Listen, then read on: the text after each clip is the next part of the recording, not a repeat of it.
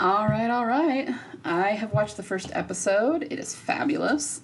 I will say that not a whole lot that's super groundbreaking or earth-shattering in terms of the plot happens. It's pretty much what we thought. It is focused really more on Carol and her getting to Europe than it is even on Daryl. But that doesn't mean that there isn't stuff to find. I actually found a lot of stuff. So I'm going to start just going through my notes pretty much chronologically and telling you what I found. So we see the first part is Daryl and Laurent, and it's the part that we saw in the sneak peek, so most people had already seen these scenes, when Daryl is teaching Laurent to kill walkers using a contraption that, like hooks into the back of the walkers so they can't actually get Laurent. And this part, I think this was pointed out when the sneak peek came out, but there were things that we feel like are very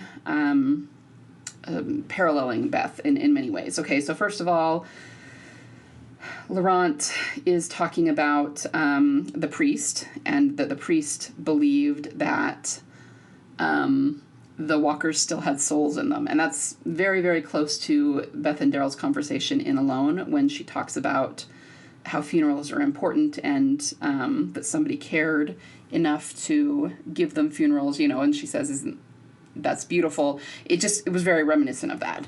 And then Daryl responds, "You miss him, huh?" And that's exactly what Beth asked Daryl about Merle. She said, "You miss him, don't you?"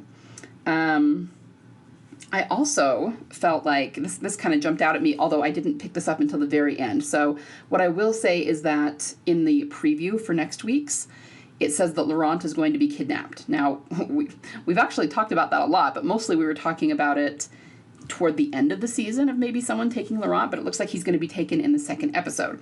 And coming back to the beginning, what was interesting is Laurent is telling Daryl, "I'm never going to be as good as you are at killing walkers," and Daryl just kind of laughs and says, "It's only been 2 weeks." And the reason that jumped out at me is because in Them, which is where the music box wakes up, they say it's been 3 weeks since Atlanta. And people always correlated that to Rick being in his coma for 3 weeks, because that was confirmed. They said that it was about 3 weeks that Rick was in the coma before he woke up again in the pilot episode. And so we were just, finding parallels between Beth and Rick that way, because it sounds like whatever happened, she might have been in a coma for 3 weeks, and then the music box waking up represents her waking up somewhere, wherever she is. And so that's what we always said about that. Now, in this case, they say 2 weeks, so we couldn't really draw the parallel there, but if a few days pass, and I think it probably will, then that means Laurent might get kidnapped at the 3-week mark, which is interesting. There are a lot of ways in which Laurent, I think, is a proxy for Beth right now. So I don't know. We'll have to keep an eye on that and see what the timeline actually is and if we can figure it out. And then, of course, Laurent also says, "Home is wherever the people you love are." And, we have said that was their definition of home in the show for years, like literally since 5:16, when it said how the harvest gets home on the side of the wolves truck. We've talked about home being where the family is, where the group is, where the people you love are. And I don't know that they actually have said that very often in the show. They haven't necessarily spelled it out for us, but that's just what we were gleaning. And so it's nice to actually have it spelled out in the show. Okay, so in this first part, we also see that there's a meeting in which it's revealed that some of their people, including Falou and Emile, have been captured. And, people like Sylvie, who is kind of in love with Emile, obviously she wants to go save them. Lo Sang doesn't really want to. He's erring on the side of prudence. And Daryl tells him that's not smart, patience won't work, and if they don't go help these people, they're probably going to be killed by Jeanette.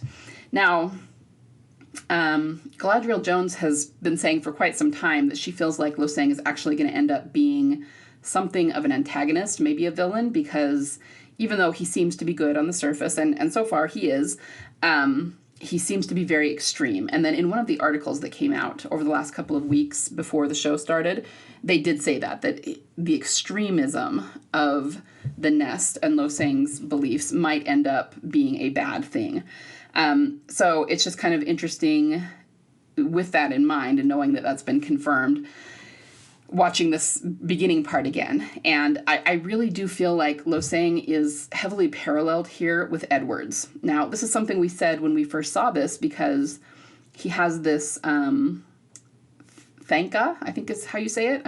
Forgive me if I'm saying that wrong. But he says it's a Buddhist way of keeping records, but it's also an art form.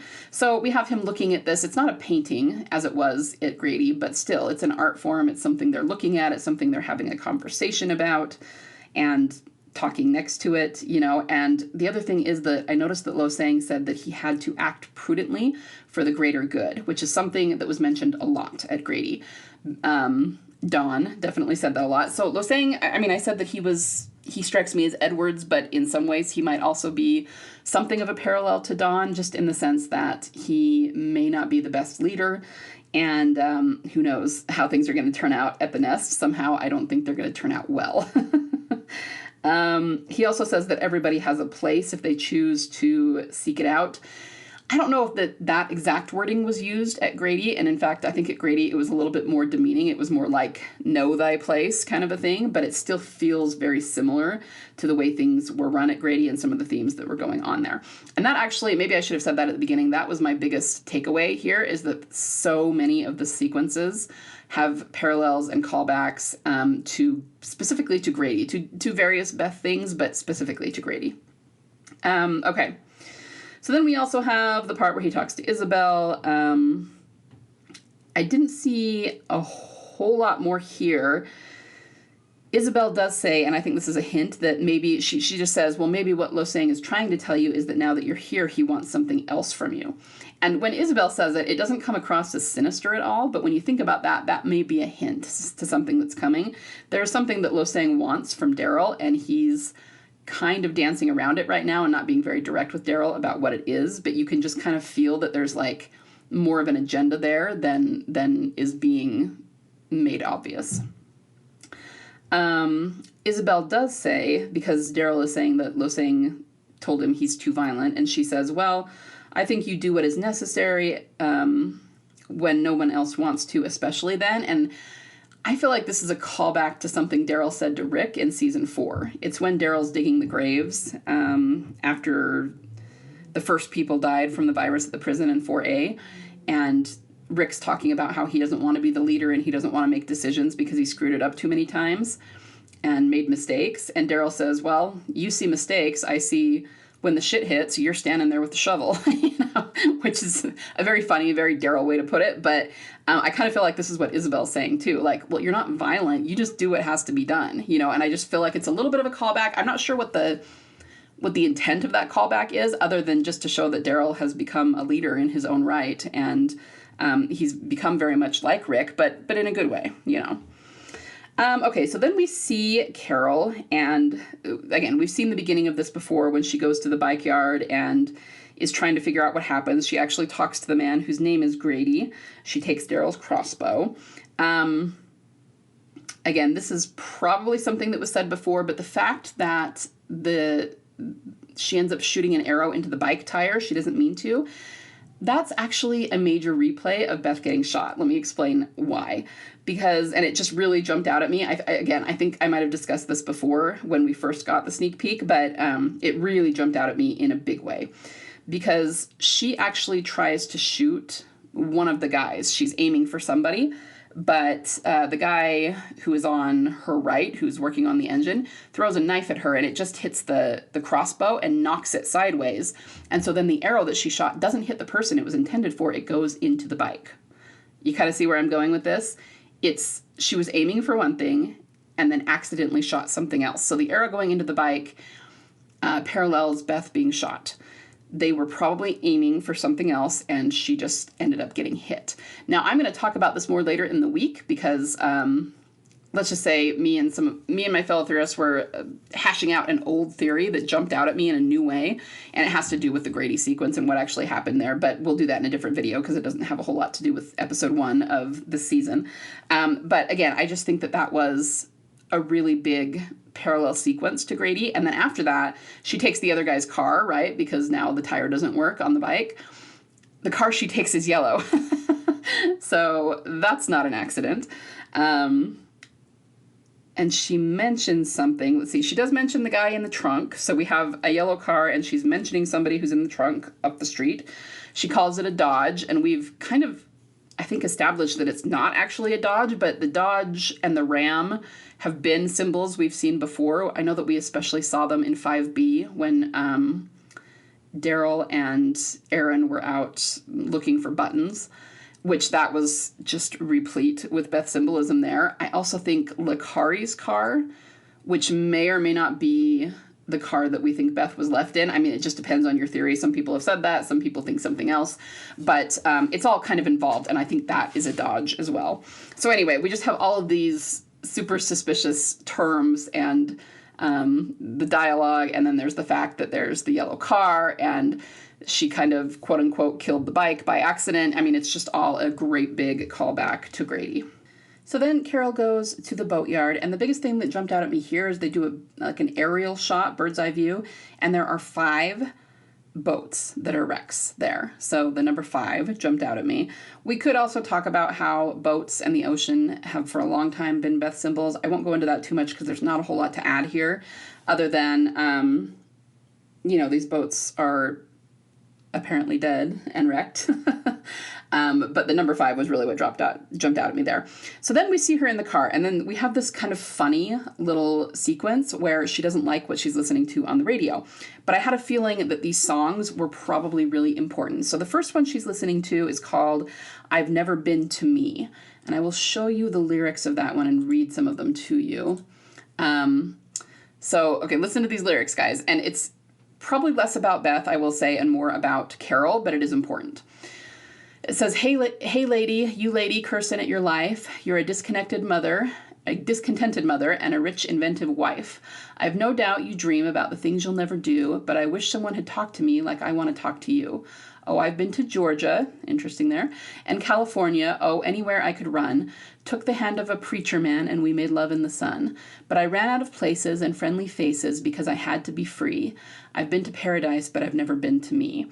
So this is very much about her running from who she is and running from her demons. This is what I mean. This is very, very much informing Carol's arc, or this is not informing, but it goes well with Carol's arc, right? Please, lady, don't just walk away, because I have this need to tell you why I'm all alone today. I can see so much of me living in your eyes. Won't you share a part of a weary heart that has lived a million lies? Oh, I've been to Nice, that's France, and the Isle of Greece, while I sipped champagne on a yacht. I moved like Harlow in Monte Carlo and showed 'em what I've got. I've been undressed by kings, and I've seen some things that a woman ain't supposed to see. I've been to paradise, but I've never been to me. Hey, you know what paradise is? It's a lie, a fantasy we create about people and places as we'd like them to be, but you know what truth is? It's that little baby you're holding, and it's that man you fought with this morning, the same one you're going to make love with tonight. That's truth, that's love. Sometimes I've been to crying for unborn children that might have made me complete, but I took the sweet life and never knew I'd be bitter from the sweet. Okay, guys, it's amazing how well this goes with Carol's arc. I mean, it talks about how it's trying to say that she's looking outside of her life for things to fulfill her when she already has those things at home. So for Carol, that would be Ezekiel, right? She had that, and she keeps walking away from him and looking for things outside of herself. And of course, the unborn children, in Carol's case, it's more like the children she lost. They weren't unborn children. But this whole bitter from the sweet, they literally used that as a metaphor when she first met Ezekiel. Remember, they were talking about, was it a pomegranate? The bitter surrounded the sweet fruit. And I remember they actually said that on The Talking Dead. They were like, oh, that's a metaphor for Carol. And they were like, yeah, it totally is. So anyway, this just goes really well. They found this song that works really well for Carol's arc. I spent my life exploring the subtle whoring that costs too much to be free. Hey, lady, I've been to paradise, but I've never been to me. I've been to paradise, never been to me. And then it kind of just repeats, and that's pretty much the end. So I think eventually, I mean, this is what they're exploring and this is where Carol's at. And it's funny because in the scene, she doesn't like the song and she pops it out and throws it out the window. So we're a little bit in denial here, Carol. Anyway, so that was the first one. Then she put in another one, which was called Sooner or Later, and she didn't listen to hardly any of this one, like a single line. But this is, I actually think it's really interesting that they put this song in here. Sooner or later, love is going to get you. Sooner or later, girl, you got to give in. Sooner or later, love is going to let you. Sooner or later, love is going to win. It's just a matter of time. You can go through the rest of these lyrics. Like I said, we don't actually hear it in the episode. And really what I think, I'm really happy to see this song around Carol, because I think what it's saying is that once she works through her demons, she will be able to go back and be with Ezekiel again. She can't be with him because all of these terrible memories, these demons, the way she hasn't actually healed from Sophia. She thinks she has, but she hasn't. That's what's getting in the way of her being with Ezekiel and living a happy and peaceful life. And that's why she keeps leaving, right? We had a lot of theories about why she might have left, and some of my fellow theorists even thought maybe something happened to Ezekiel, like he died. You know, they've addressed maybe him having cancer before.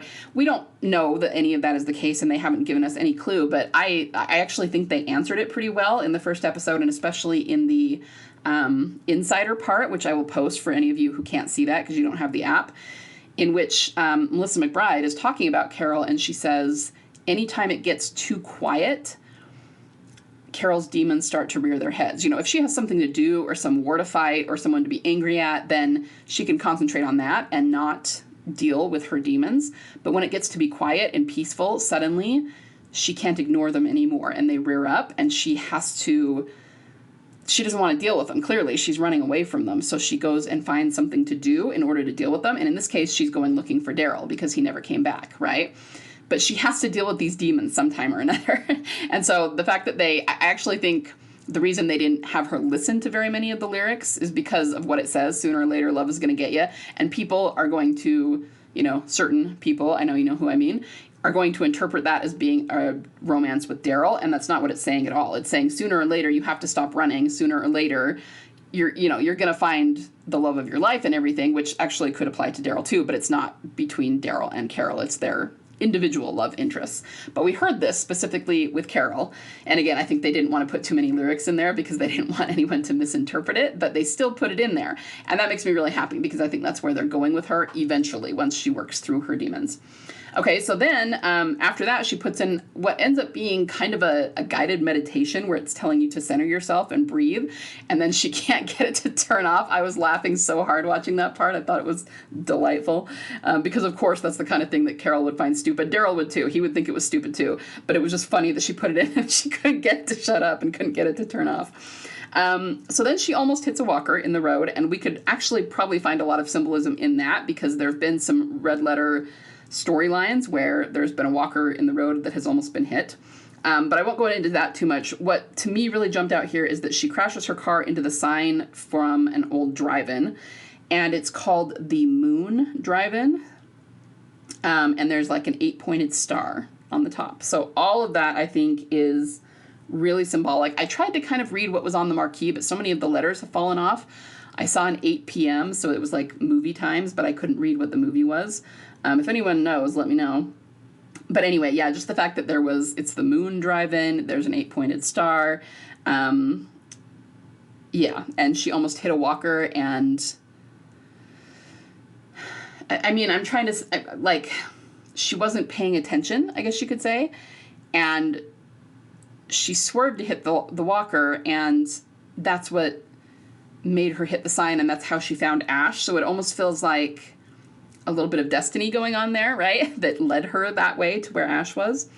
Now, when she gets in the car accident, she ends up having a forehead wound. It is on the right side of her forward head, which is the opposite of Beth, but still, we had blood on the forehead that looked very similar.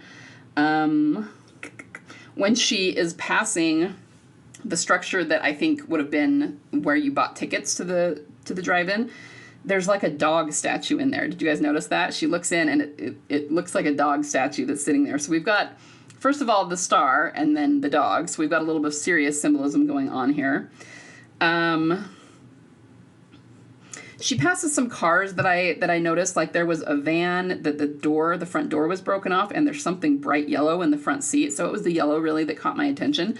But the van also kind of reminded me of like the van that Daryl and Carol were in and consumed. And not that it looks like it. This van was black. That one was white.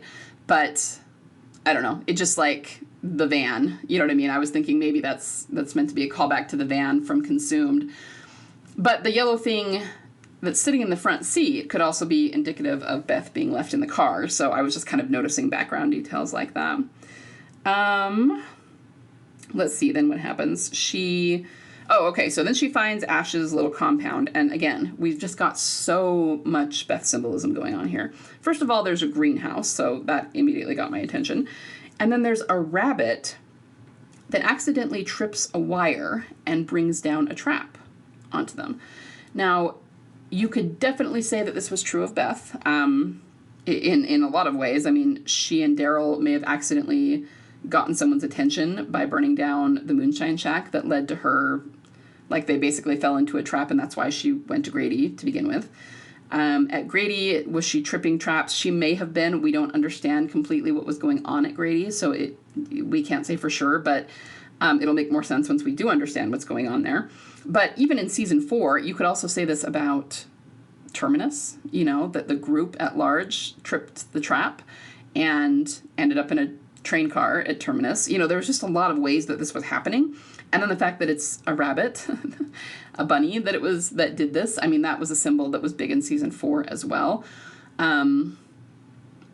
It was mostly representative of Lizzie and Mika, and of something that's innocent being killed, but we also have to remember that Beth and Daryl walked right by those bunnies that Lizzie butchered.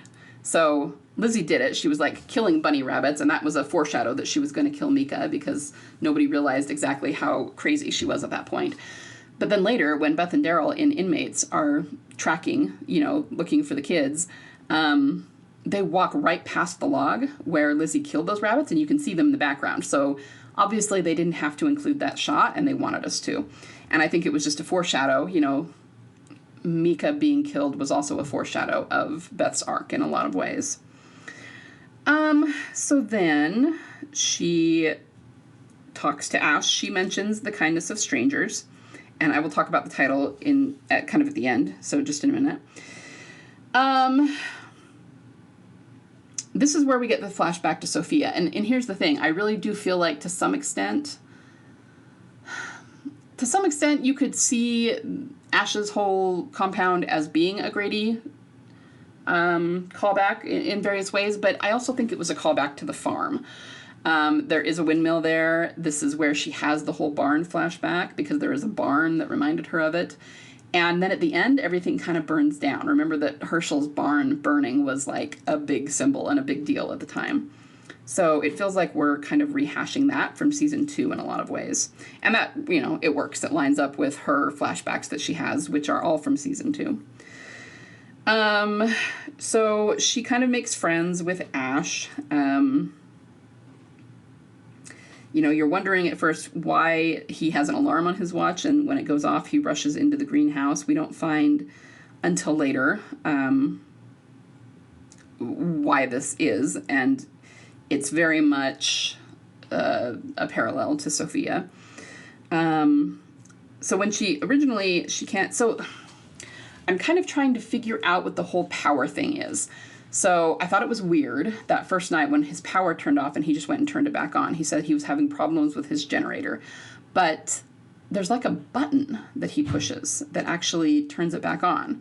And I thought that was a little bit strange. Just the whole setup was kind of strange. But then he just turns it back on and it comes back on. So it doesn't seem like a big deal. But this is one of those things where it doesn't seem to figure that much in the plot, or at least not at that moment. So there's got to be a reason for it.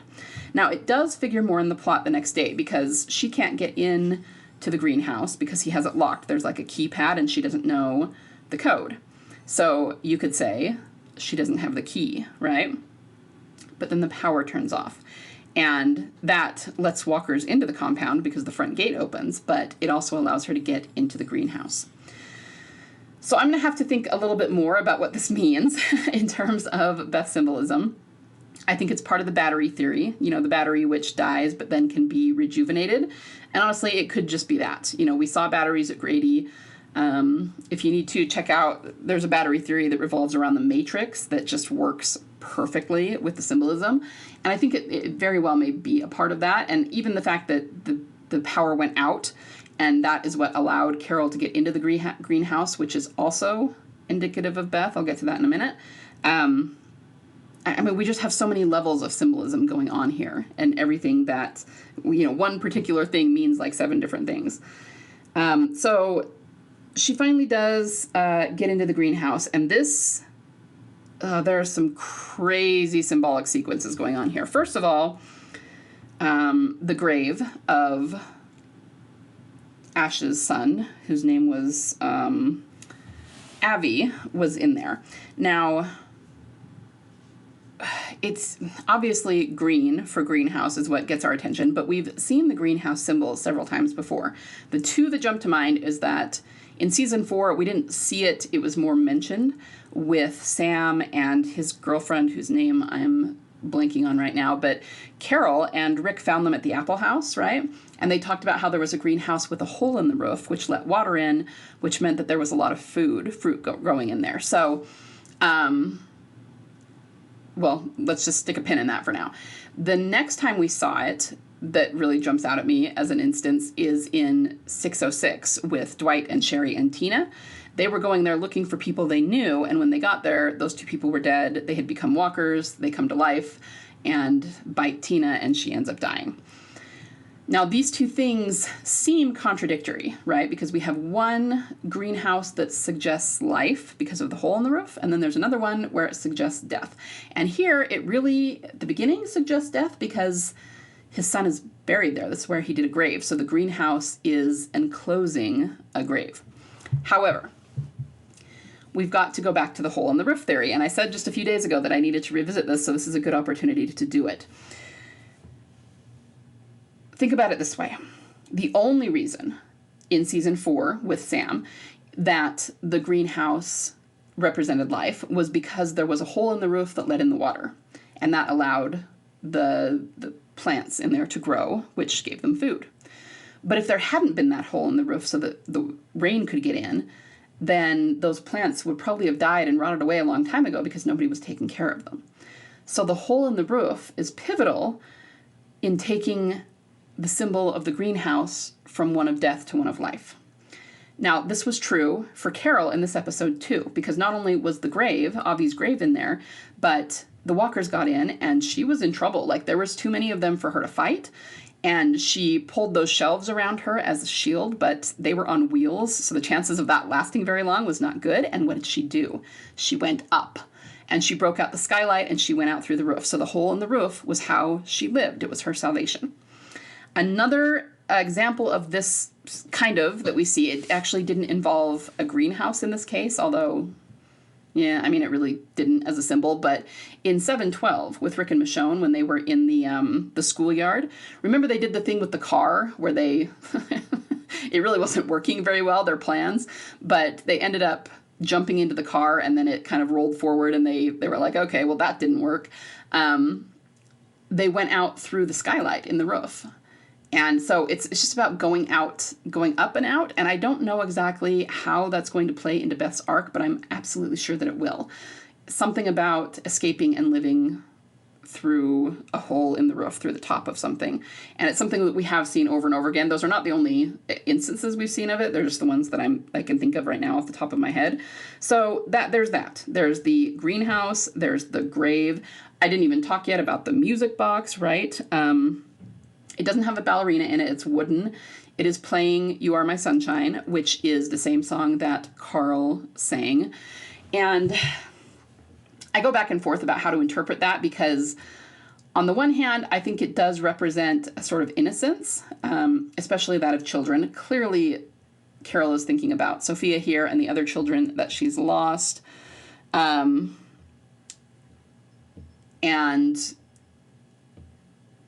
when Carl sang it, it felt very innocent and very sweet. I do have an old video edit, which I will put in the show notes for you if you want. I'll try to remember to put all this stuff in the show notes, and where I do use that song as a Beth and Daryl song. And I think it's both, though, because on the one hand, you could say, no, this isn't about Beth. This is just about Carol and her lost children. And I kind of went into this when we first learned that this was going to be a thing. But you can't get away from the fact that it's a music box. We didn't see Carl or Sophia or Sam or anyone that Carol has lost with a music box. Only Beth has had a music box. And then there's all these other symbols as well. There's a music box next to the grave. I mean, that's important. It's like death, music box, death, music box. And that's what happened, apparently, in season 4. Beth seemed to have died, and then we get a music box, right? And then all these other symbols. It's in a greenhouse. It's got these parallels with the hole in the roof. All these different things. So I do think it's both. I think it's, on the surface, it's mostly for Carol and her arc. But symbolically, under the surface, all of these things are pointing to Beth. Therefore, the song might also point to Beth. The other thing that I noticed is that when Carol pulls the shelves around her to shield herself, they make a very triangular shape. And I felt like that was intentional. Like it's not just vaguely triangular or vaguely misshapen, or it's a hard triangle. And I was going, okay, that's got to be on purpose. And I wasn't sure exactly what to make of it at first. I was thinking maybe it's more Louvre symbolism, like the pyramid of the Louvre. And I asked my fellow theorists, and they kind of thought the same thing. So this could be pointing us toward, we know there's going to be a sequence at the Louvre, and maybe it's pointing us toward that, and that will lead to Beth in some way. I do have some thoughts on that, which I will get to in just a minute as we get to the end of the episode. So I do think that the triangle shape that it makes was also intentional and symbolic. And anyway, like I said, then Carol climbs out top of the roof, and that is how she saves herself. So then she talks to Ash about Avi, and this part didn't really scream Beth to me. To me, it was really more about Carol. Every single thing he said about his son and his regrets about his son, about how he let him wander off, he didn't protect him as a parent should protect him, all of those things could apply to Sophia. So then we have the next really interesting little bit of symbolism. She goes in to have dinner with Ash, and there is a Cherokee Rose on the table in like a little vase. Now, I want to point out that there's so many ways in which this could go and so many levels. So this is the third time that I am aware of that we have seen a Cherokee Rose. Please, somebody correct me if I'm forgetting one of the instances. The first time was in season 2 around Sophia. And of course, we actually saw them multiple times in that season. You know, we saw them on the bush at one point, and then, of course, Daryl brings in the flower to Carol. And so multiple times, but I'm counting season 2 around the Sophia situation as one time. And then the other time that we saw it was in 606. Remember that Daryl saw a Cherokee Rose growing out of a walker's back when he took the bag and ran away from Dwight and Sherry. And remember, he took that bag because it had his crossbow in it, but then he saw that it had the medicine in it, and he went back, and that's how he got to know them and everything. But it's not a coincidence that 2 out of the 3 times the Cherokee Rose was in an episode that had a greenhouse in it. Okay, those 2 symbols are being paired.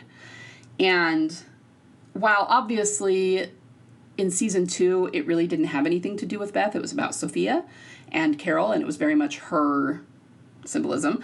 I couldn't help but think when I was watching season 6 that had nothing to do with Carol. I mean, Carol wasn't even in that episode, I don't think. It was like totally about Daryl, right? And it was full of Beth symbolism. And so I remember even saying that and going, yeah, guys, this is making me think that the Cherokee Rose doesn't actually have a lot to do with Carol herself. It's just a broader form of symbolism that they're using in multiple character arcs, and it probably means the same thing across those character arcs. We have to figure out what it is, but this is not just a Daryl and Carol symbol. It's broader than that, you know? And I seem to remember getting some hate from some of the carolers who were like, that's a Daryl and Carol symbol, how dare you, you know, that sort of thing. But in this case, we definitely do have Carol, and it is about Carol and Sophia. But we also have the greenhouse, so it's both. These symbols are being very, very layered upon each other. So what I always tried to figure out is, I mean, the obvious thing and that they say in the show and on the surface is that the Cherokee Rose represents hope. Specifically hope that someone who is lost is still alive, right? Hope that they would have found Sophia. That's why Daryl gave it to her in the first place in season 2. But after seeing how season 2 ended, the fact that Sophia did not survive, she came out of the barn at the end, I started thinking about that. And I started thinking about the story. And the story is actually that the mothers, the Native American mothers on the Trail of Tears lost their children. And these flowers were supposed to bloom to give them hope, despite the fact that they had lost their children. So really, the way the story actually goes, the Cherokee mothers aren't thinking their children are alive. They know they're dead. And this is just hope to move on from that. So I was just thinking that if we'd really thought about that story in season 2, it was actually pretty good evidence. Like, it was kind of telling us that Sophia was not going to survive. But of course, nobody picked up on that because it was a really sweet gesture from Daryl, and he was hoping that he would find Sophia. And, of course, everybody was rooting for that. So we just didn't think about it that deeply. So then I went back and tried to kind of push that, apply that to season 6 when we saw it in 606. And you still could, kind of. I mean, Tina didn't survive, so there's that.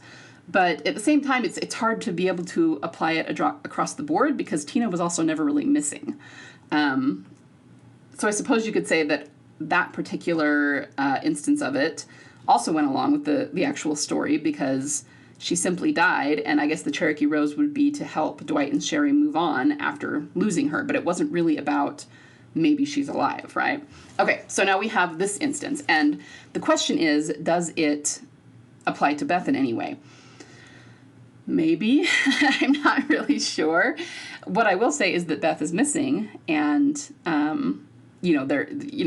what I think we all want to do is say that this shows that maybe she's out there and she's alive, and this is a symbol of that. I'm not positive that that's what this is a symbol of. In this case, what we can say is that Carol knows Sophia is dead. She's lying to Ash and kind of manipulating him so that he will take her across the ocean. But she does know that Sophia is dead. She is not expecting to actually find her daughter. He just doesn't know that. So kind of works for that too, the Cherokee Rose, but it's still a symbol of hope. And it's very much about Ash having survived and moved on even after his son died, just like Carol did with Sophia. So it's a really interesting symbol, and I'd love to hear everybody's opinions on it. But I'm still not entirely sure if or how we can apply it to Beth, other than just very much in general, hope for someone who is believed, I guess you could say hope for someone who is believed to be dead could actually be alive. And that did not happen in most of the other instances that I just talked here, but that doesn't mean it couldn't, right? And that maybe they're using it that way. I don't know. But it was really interesting to see it there, and I had to sit and think about it for a while. Okay. So Carol decides she's leaving because Ash is not going to take her, and the next morning she does. But then we see a small snippet of Daryl at the nest, and Lo Sang is training in Aikido with a couple of people. So we have a Morgan reference here to Aikido, and Aikido isn't directly linked to Beth, but two things. Number one, the first time we saw Morgan and him start using Aikido was in season 5, because back in season 3, Morgan and Aikido were not a thing. So Aikido Morgan came about in the coda twice in season 5. And then when we actually got the backstory where we saw him being trained by Eastman, that was chock full of Beth symbolism. So it does feel like a Beth thing. Basically here, Daryl says he's going to go help with the rescue because they finally heard when Jeanette's convoy is coming by and they want to go get their people out. And once again, we just have Lo Sang acting a little bit weird. He seems like he's going to deny Daryl and tell him he can't help, but then he tells him he can. He also asks if Daryl wants to go around with him and fight him, which I thought was a little bit weird. It felt kind of passive-aggressive, and Daryl just went, no. But yeah, definitely some questions about Lo Sang. So then we get back to Ash and Carol, and he goes and picks her up in the truck. and tells her that he actually does want to help her and take her to look for Sophia, apparently, in Europe. The one line that jumped out at me here is he asks her, would you be willing to look for someone that you had never met? Like he's saying, put yourself in my shoes. I do not know you. I do not know your daughter. Why should I go look for that person? And Carol answers, if there was hope of finding them alive, then yes. And that jumped out at me. I mean, obviously, I think you guys know the obvious reasons there. Hope of finding Beth alive, and she's talking about Daryl. But that sounds like a Beth thing, hope of finding her alive. And if that's the case, they will go search for her. And for some reason, that immediately took me to how they might find out about Beth. I've said in the past that maybe they'll be searching for Beth and kind of not know it. So like if, for example, they are searching for Laurent and just stumble across Beth, that could be a thing. But I don't know. Something about that line made me think that will not be the case, that they are actually going to get some hint of Beth, which is what we've been saying for a long time. And then they will go search for her. Because, I mean, just think about what she's saying there. If there's hope in finding them alive, they're always going to go look. And that just feels very foreshadowing to me. So then we get another Green reference that made me smile when Carol and Ash are talking about how they're going to get to Europe. He says he wants to hug the coast and make a stop in Greenland so that they're minimizing their time over open sea. Now, that's probably smart from a fuel standpoint, but they really went out of their way to put the Greenland reference in there, didn't they? There's some other lines that I could go into, but I won't in too much detail. The plane saved him. We've talked about planes and their importance before. If you're not moving forward, then you're dying. That's a really interesting line. So for the end part, the way that they did it was really interesting. We have Daryl going to meet the convoy, and they're going to try and take down this convoy so that they can get their people back. So it's a big deal. And it's going to be pretty high action. And then you have Ash and Carol trying to get into the plane because a storm comes on, and then the power goes out, and there are walkers coming into his compound, and then the barn blows up. So there's a lot going on. And what they do is they alternate back and forth between the two stories, between Daryl's and Carol's. And I thought that was interesting. And I'm sure part of it is just because it's the climactic part of the episode. And so they wanted to show them kind of both at the same time. But I also think that there, I'm sure you're shocked, is a deeper symbolism going on there too. But before I get into what they mean, I did forget one thing, and that was that Ash had made a ton of ethanol that he can use as fuel for the plane. And yeah, that's obviously important. Ethanol can be made from grains like corn and sorghum, so he was obviously growing them, in the greenhouse and using them to create the ethanol. That's probably mostly what the sorghum symbolism is about anyway. So we have all of that. Now, I said earlier that I think Ash's whole compound and everything that happens is kind of a replay of Hershel's farm. We have the barn symbolism, we have the windmill, we have the fact that the barn burns down at the end, and that they have to leave suddenly in a big flurry of excitement amidst converging walkers. I mean, it was even nighttime when it happened. It just felt very much like Hershel's farm. And I'm going to say that what happens with the convoy is very much a replay of Grady, and I'll illustrate why in just a minute. But in general, I said they probably are showing these two things simultaneously because they're the most, exciting moment of this particular episode. They're the climax of this particular part of the story, so they're showing them together. But I think it's more than that. I think it's almost like they're indicative of two really, really important points in the narrative of the story. For Carol, it's when she lost Sophia, right? And you could also relate it to Beth because obviously Beth was at Hershel's farm, and them leaving the farm was them leaving, at least for Beth, it was, and Maggie and Hershel, it was them leaving their home for the first time. So everyone else had already been kind of disenfranchised and had left their home and had been traveling, and they weren't clinging to the house that they lived in before the turn, but Hershel's family still was. And there was a big loss of innocence for them there because they also still believed that the walkers could be healed, and they had to come to terms with the fact that they could not. So it kind of represents the first, I don't know, the first hurdle, the first growing up, the first leaving of their home and moving into a completely different sort of life. And obviously Beth was part of that.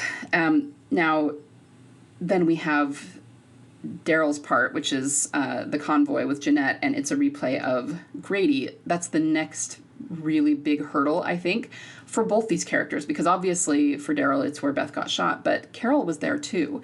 And me and my fellow theorists talk about this a lot.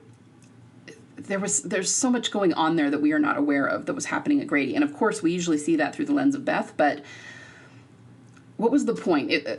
Again, if this is something where Beth really is dead and she's not coming back and it wasn't significant, which we all know that was not the case, but let's just say hypothetically that it was. What was the point of even having Carol go there?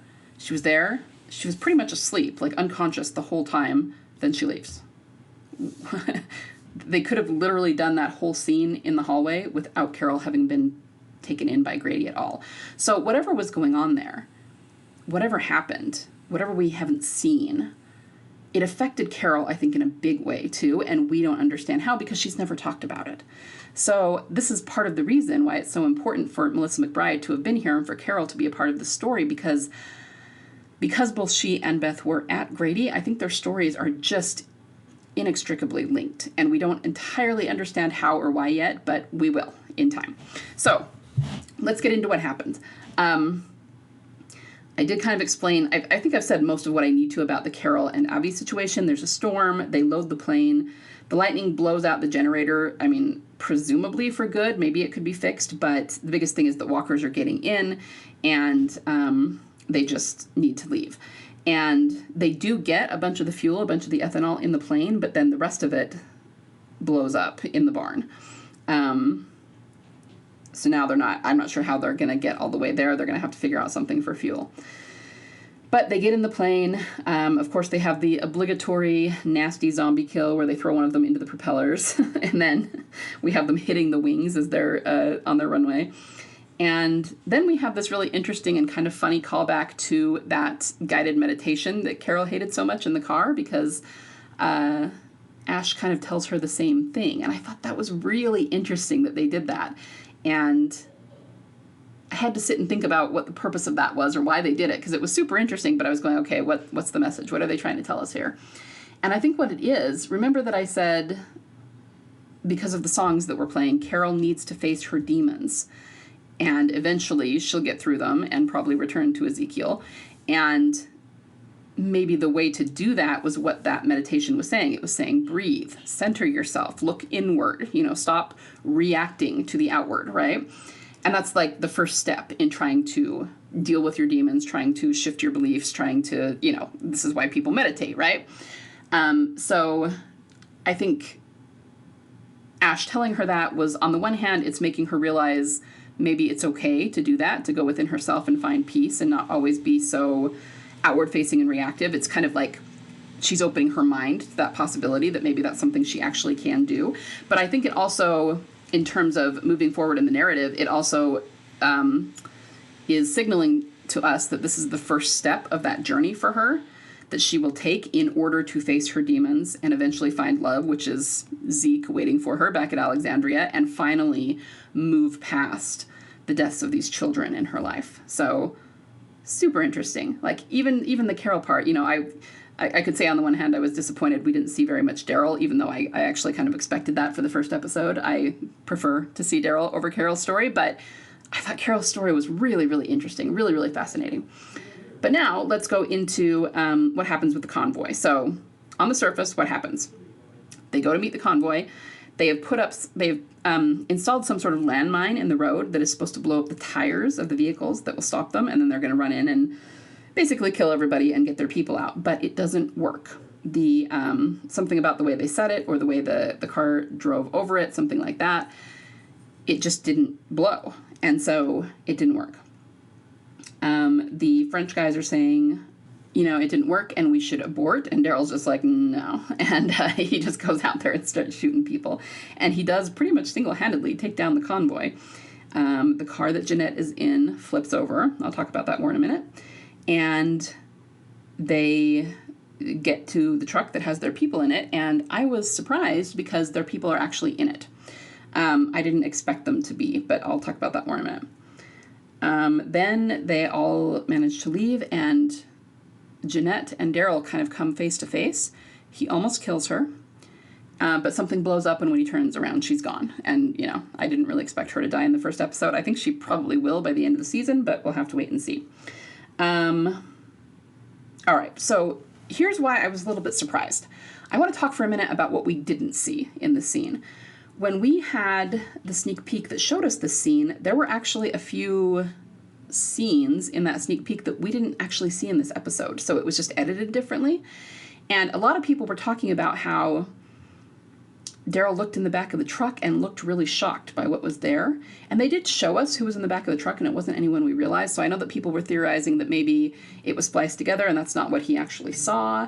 And I thought it was more that he was expecting to see people, like we were expecting to see Falou and Emile, and they weren't there. So it was something that he expected to see that wasn't there.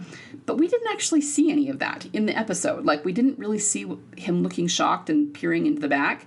It just jumped from everybody shooting people to them getting them out of the back of the truck. And even though we didn't see Falou and Emile right away, they were in there. They were just like further back, and then they came forward and they got them out. So everything actually went really well and according to plan. So the only reason I bring that up, I mean, basically it's really just an editing thing. They showed us different things for that promo than they did that actually made it into the episode. And that's not that big a deal. But it also does go to show that they doctored the promo in a certain way to give us a particular idea about what might be happening. And a lot of us talked about how that felt symbolic of him finding something that he didn't expect. And we're kind of relating that to him finding Beth. So I just wanted to mention that there was some stuff that we actually didn't see that was kind of interesting. So my biggest thing is, how is this a replay of Grady? Let's talk about it. Well, you could talk about how, in a way, this was a hostage situation because these people were Jeanette's hostages. It wasn't a trade. It was never going to be a trade. So in that way, it's not like Grady, but they were going to rescue hostages. You could just compare it to them going to rescue Beth and Carol from Grady in season 5. Okay, they were already hostages. They were going to try and get them back. Things don't go well. Lots of people get shot. So there's real basic ways in which you can compare it to Grady. But the thing that jumped out at me most was Jeanette. In this sequence, Jeanette is a, albeit very twisted, parallel to Beth. Why? Because number one, the car she's in is yellow. It flips over and she gets out. Okay, so we think that's what happened with Beth. She was hurt, she was left in a car, but she survives and gets out of the car. In this case, Jeanette crawls out on her own. She is hurt. She has blood on her face. It's not particularly parallel to the way that Beth's injury was or anything, but she does have blood on her head and on her face, and she crawls out of this car and is alive and is okay. What she says is super interesting. And the first time I watched it, I didn't pause it and think about it, but the second time I had to stop and pause it and think about it. Because she's laughing when she sees him, which is strange. I mean, even just from a plot standpoint, I'm wondering what's going on here. Why would she start laughing? He took down her convoy. He hurt her. Chances are, even if he leaves her alive, she's going to be in the middle of nowhere with no help because he's killed all of her men.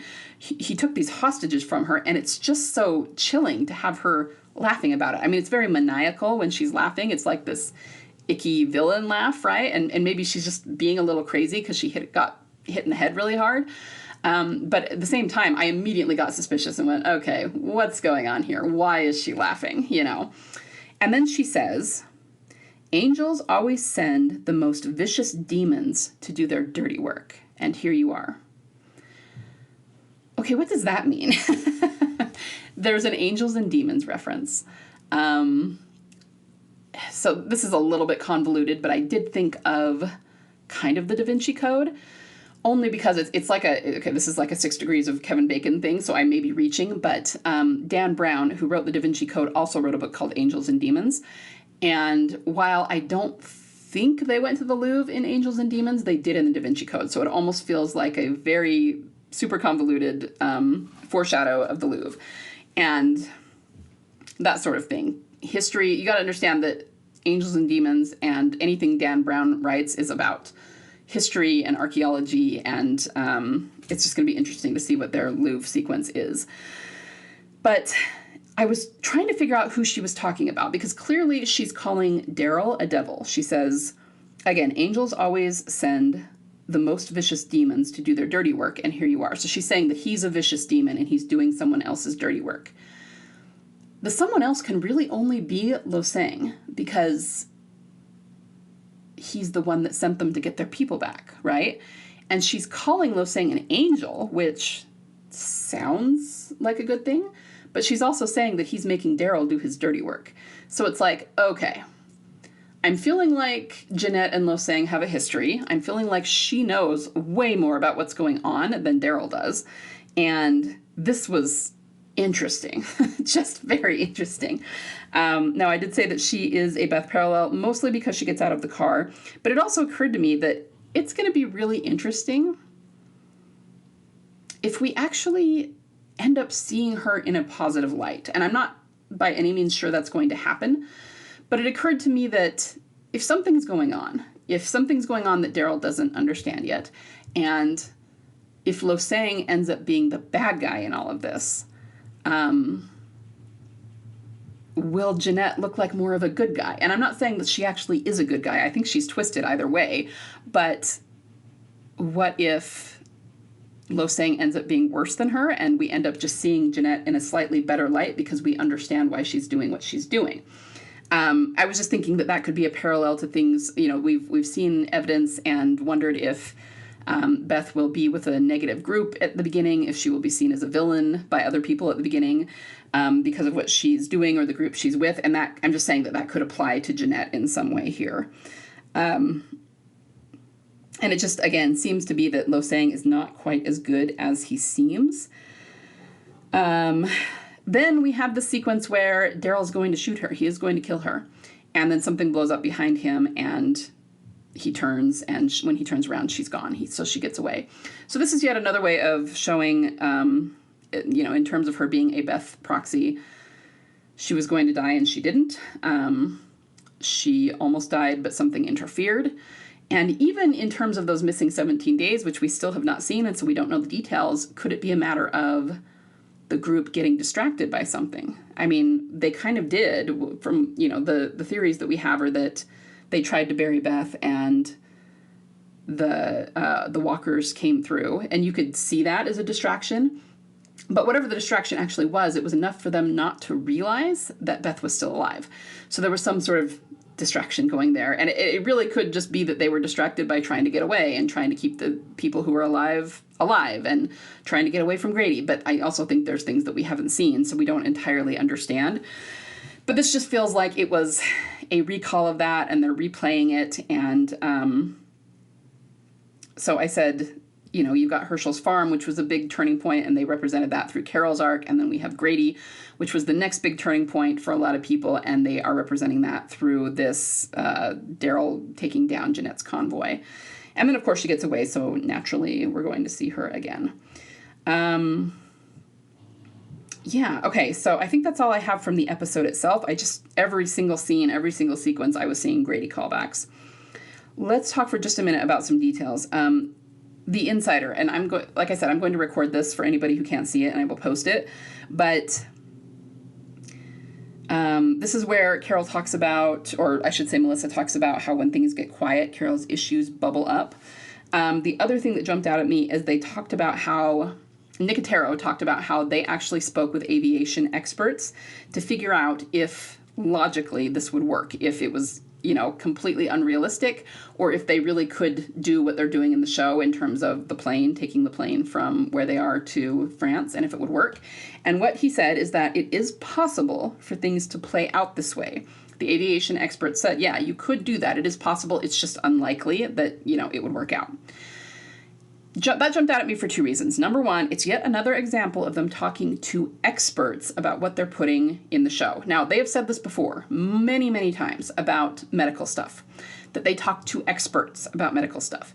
And they usually are couching it specifically in like walker bites. They'll be like, oh yeah, we have medical consultants, we have medical experts, and the reason we do that is because if a walker is going to take a chunk out of somebody's leg and we want to make it super gross and show like muscle and sinew and bone, we want it to be realistic. But the point is, they talk to experts about what is realistic and what is not. So you cannot tell me that the thing that happened at Grady, where there is no physical way that Dawn could possibly have shot Beth, is just chalk it up to they screwed it up.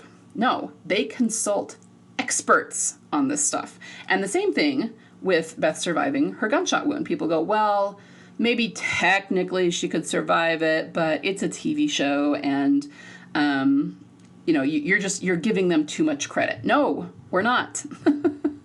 Nicotero is one of the foremost, I think he is the foremost special effects expert in the world, and he consults experts about what goes into the show. That is not a mistake they would make. And if they are making her gunshot wound survivable, okay, Galadriel Jones is going to love this. It's a Chekhov's gun thing, right? We were just talking about this weekend. If they wanted to make sure that she could not survive, they would have given her a wound that was unsurvivable, much like Glenn, much like Abraham, much like Hershel. You don't come back from that, right? And you also don't come back usually from a walker bite. But they would have shown the fever, they would have shown the expiration, they would have shown the burial, okay? If they are leaving the door open to something that could maybe possibly be survivable, it is because they are going to make use of it later and she's going to survive, okay? They would not have put it in otherwise. It is not an accident. They did not overlook something. They speak with experts. And then the other part of what they said, that it was possible for it to play out this way, but unlikely, that's going to be true of Beth too. That was actually true already of Carl. I remember on The Talking Dead, they were asking about this injury. He got shot in the head. It just took out his eye. Is that realistic? And they came on and said, yes. I mean, it's a 1 in a million shot. It's not like you can count on it going that way. Don't be like trying to shoot your friend in the eye and thinking he'll survive, nothing stupid like that. But it is plausible. It could happen. Okay, so that's probably the route they're going to take with Beth as well. You couldn't shoot someone in the head and say for sure they're going to survive, but it is plausible. It could happen that way, and in this case, it did. So I think that was another hint. They're getting us used to the idea that something is possible. So it's not unrealistic, it's just unlikely. But in this case, for the sake of the show, this is what's going to happen. All right, and then finally, I know I'm running really long here. Anything else that crops up, I will post later in the week. But some things that I have to credit WD Way with that she noticed that I did not notice. And this is what happens. I tend to go pretty high level and look at sequences and, full systems of symbolism. And other people are better at looking at background objects, right?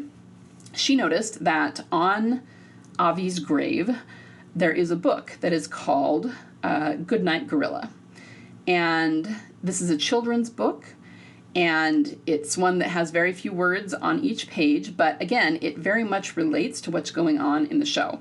So she just pulled up some Wikipedia for me that talks about it. And it says, the gorilla is a complex picture book with themes of loneliness and friendship, okay, Carol, right? And Carol and Daryl's friendship, which are explored through illustration as well as text.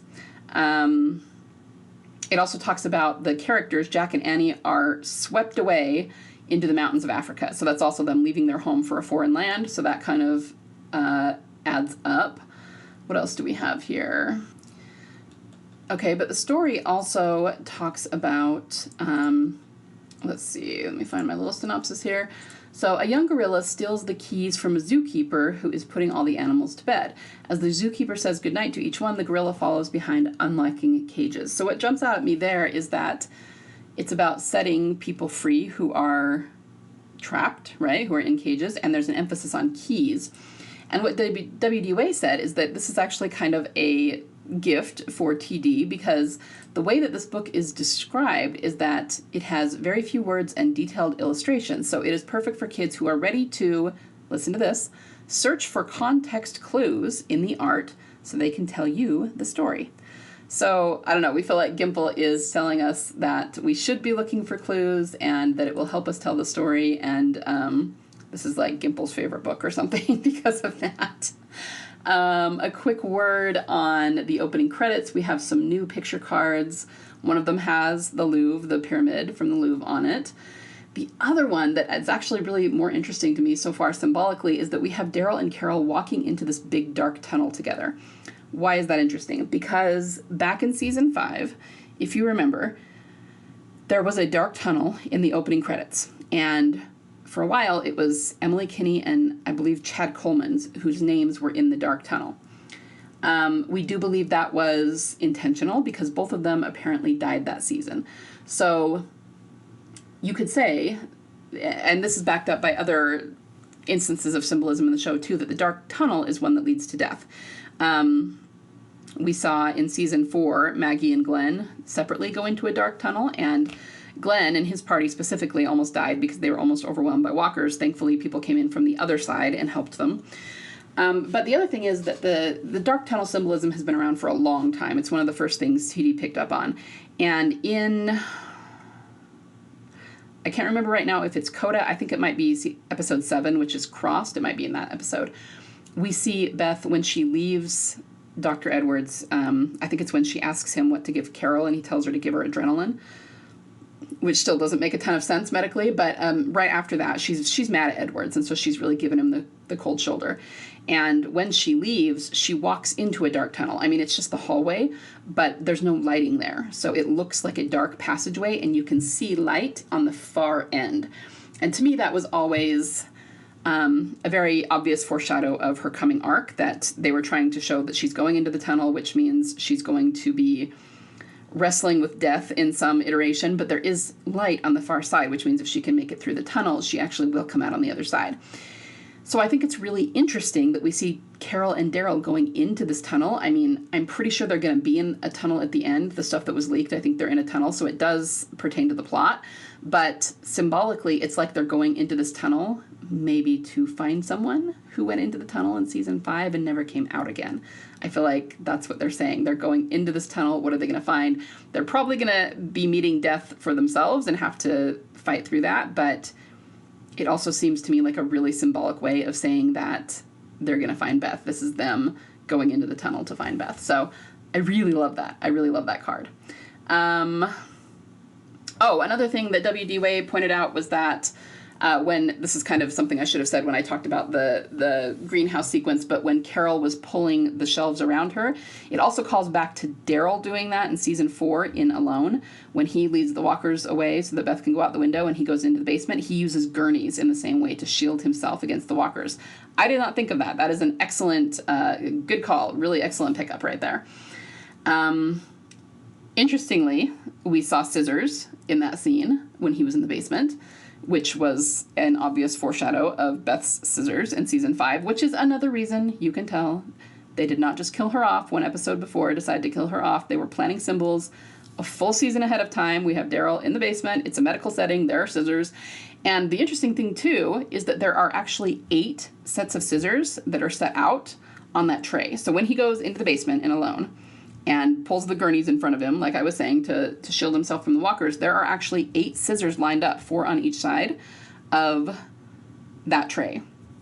And I do believe he picks some of them up and is using them to stab the walkers. So we've actually got a parallel there between him and Beth. But what I was going to say is that, remember